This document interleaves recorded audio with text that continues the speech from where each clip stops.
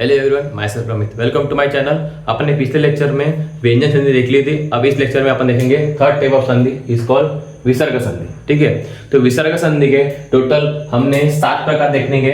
इसके सबसे पहला टाइप है उसका स्वतः संधि। स्वतः संधि का सूत्र क्या है? हर एक संधि का आपको सूत्र तो याद करना ही है, ये तो कंपल्सरी। तो स्वतः संधि का सूत्र क्या है? विसर्जनीय।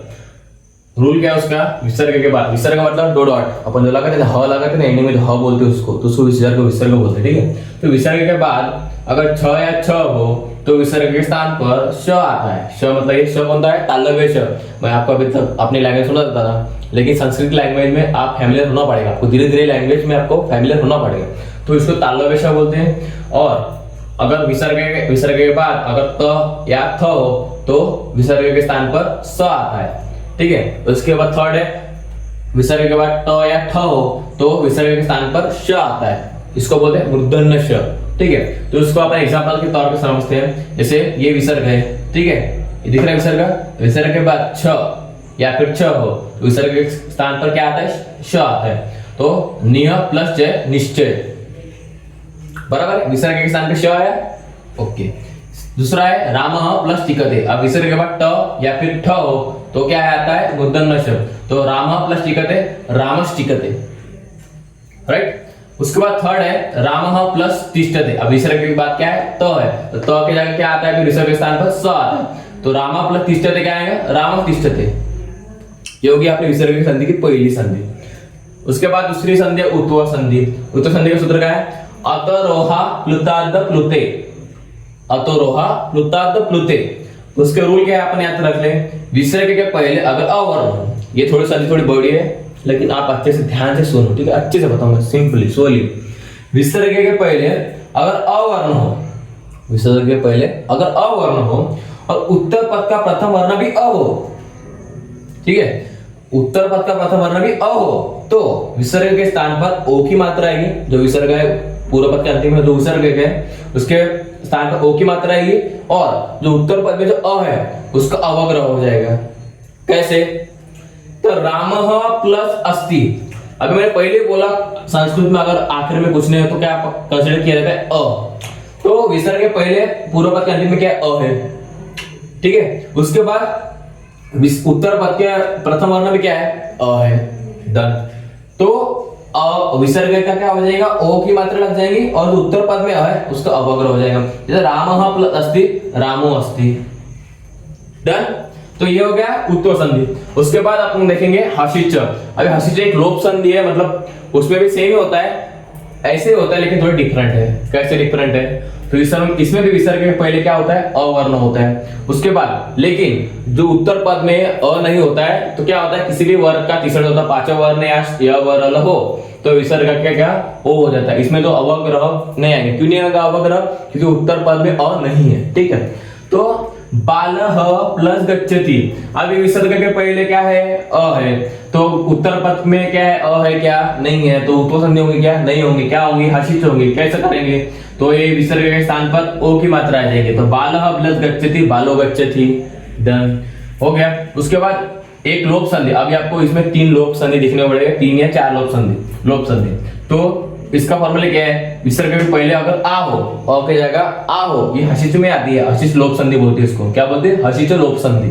ठीक है, तो इसका क्या है? आ है, विसर्ग के पहले आ है, अ नहीं है, आ है तो, और उत्तर पद में अ की जगह मतलब स्वर 3, मतलब स्वर कौन से भी तीसरा चौथा पांचवा वर्ण हो या वर्ण हो तो विसर्ग क्या हो जाएगा? लोप हो जाएगा। मैंने आपको लोप का मीनिंग समझाया। लोप मतलब क्या होता है? किसी भी चीज को हटना, मतलब लोप हो जाना। तो बालकः प्लस गच्छति। अरे बालकः प्लस गच्छति, विसर्ग के पहले क्या है? आ है, और किसी भी वर्ण का तीसरा चौथा पांचवा क ख ग, तो ये तीसरा वर्ण है, तो जो विसर्ग है उसका क्या हो गया? लोप हो गया। बालकः प्लस गच्छन्ति का बालक गच्छति, विसर्ग के स्थान पर कोई नहीं आया, आदेश किसी का नहीं हुआ, लोप हुआ। लोप मतलब वो हट चुका है, उसकी जगह पे भी कोई नहीं है। ठीक है, बालकः प्लस गच्छन्ति, बालक गच्छन्ति। डन, हो गया। उसके बाद चौथी संधि है ऋत्व संधि। ऋत्व संधि का सूत्र क्या है? ससजुषरु। उसका रूल क्या है? विसर्ग के पहले अगर आ छोड़ के, अभी अपन ने पहले अ भी देख लिया है, आ भी देख लिया है, अभी तीसरा देखेंगे अपन। आ छोड़ के अगर मतलब दूसरा हो, ई बड़ी, उ ये हो तो उसके बाद पूर्व पद की बात। उसके बाद उत्तर पद में कोई भी स्वर तीसरा पद चौथा पांचवा या वरल हो तो विसर्ग के स्थान पर र हो जाता है। कैसे देखेंगे, तो हरि प्लस आगच्छति, अभी विसर्ग के पहले अ है क्या, नहीं है, आ है क्या, नहीं है, क्या है, ई है, मतलब ई है, मतलब ये रूल में फिट हो रहा है, कौन से ऋतु संधि के पहले रूल में। तो और विसर्ग और उत्तर पद में क्या है, आगच्छति, मतलब कोई भी स्वर या फिर तीसरा चौथा पांचवा या वरल वर्ण है तो विसर्ग के स्थान पर क्या हो जाता है, र आ जाता है, इसलिए उसका नाम ऋतु संधि है। डन। हरि प्लस आगच्छति, हरिरागच्छति। ओके, उसके बाद दूसरी लोप संधि अपन देखेंगे, पहली ये देख ली हाशिश लोप संधि, दूसरी लोप संधि अपन देखेंगे। लोप संधि मतलब हटना, वहां से विसर्ग का लोप हो जाना, दूर चल जाना, हट जाना वहां से।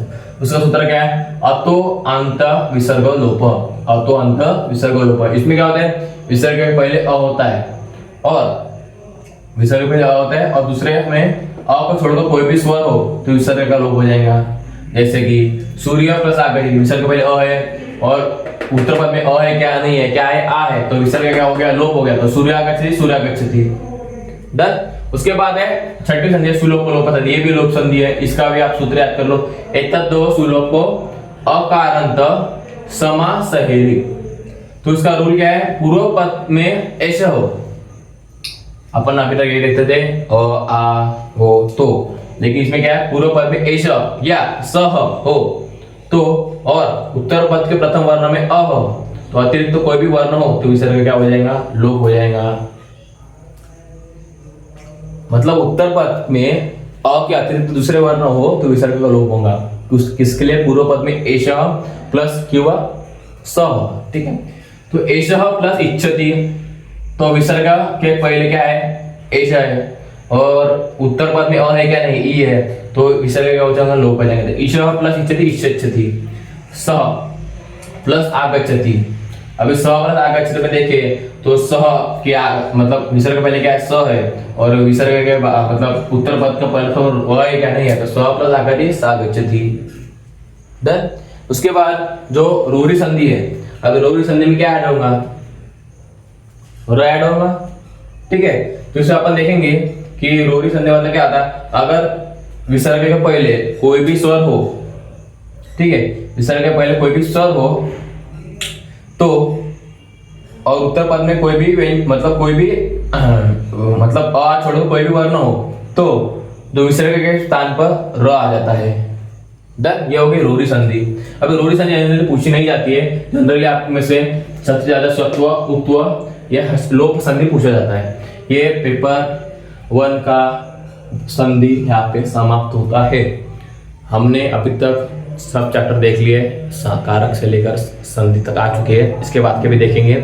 अगर आपको वीडियो जेन्युइनली आपको हेल्प हो रही हो तो इसको लाइक करें, सब्सक्राइब करके, क्या होता है, मोटिवेशन आता है इससे, ठीक है। तो आपको अगर वीडियो देख रहे हो तो सिर्फ देख के ना छोड़े, लाइक करें, कमेंट भी करें आपको अगर सच में ये हेल्पफुल लगा हो, ठीक है। तो यह होगा अपना संधि यहाँ पे एंड हो चुका है। इसके बाद अपन समास देखेंगे। ओके, थैंक यू, और लाइक करना वीडियो को, और चैनल पे नए हो तो सब्सक्राइब जरूर करना।